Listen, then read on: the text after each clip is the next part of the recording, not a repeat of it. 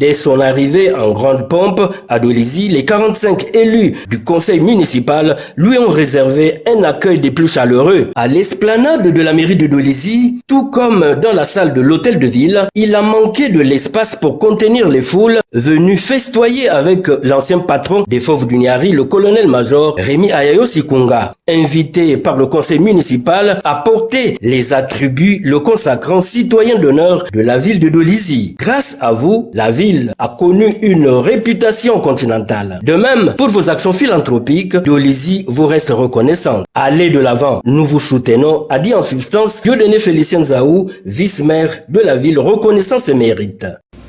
Vous avez beaucoup fait. La baraka du sportif que vous êtes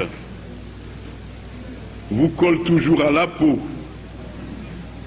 Vous réussissez bien d'ailleurs et vous avez le secret de faire rayonner tout ce que vous touchez de vos mains. En prenant la tête en janvier 2008 de l'Athletic Club AC Léopard de Dolisie, créé pourtant depuis 1953 et courant sans succès vers le sacre national, vous avez su donner à ce club, de la première année de votre présidence, un titre national, puis successivement d'autres, jusqu'à le placer au firmament du sport africain.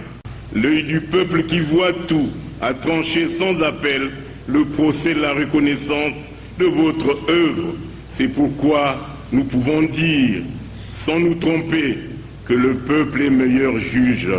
Recevant le soutoir tricolore, le diplôme et la clé de la ville de Dolisie, le colonel-major Rémi Ayayo Sikunga humblement a dit merci et a convié ses concitoyens à mettre la main à la pâte pour que Dolisie rayonne comme dans le beau vieux temps.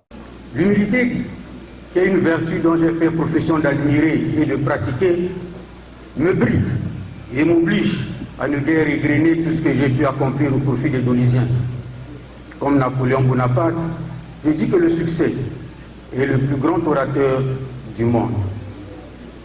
Même si je peux me réjouir d'avoir procuré de diverses manières de la joie et de la fierté à mes frères et sœurs, et me satisfaire d'avoir soulagé quelques-unes de leurs peines.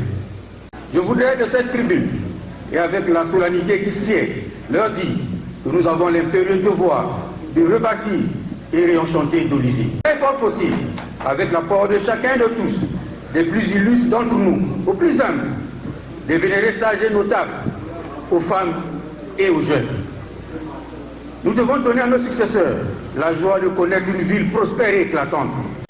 Pour ma part, je réalise que cette distinction me confère des devoirs immenses et pesants que je promets de remplir dignement au mieux de mes aptitudes et possibilités, en revêtant avec gravité et détermination cette lourde veste d'ambassadeur de la ville.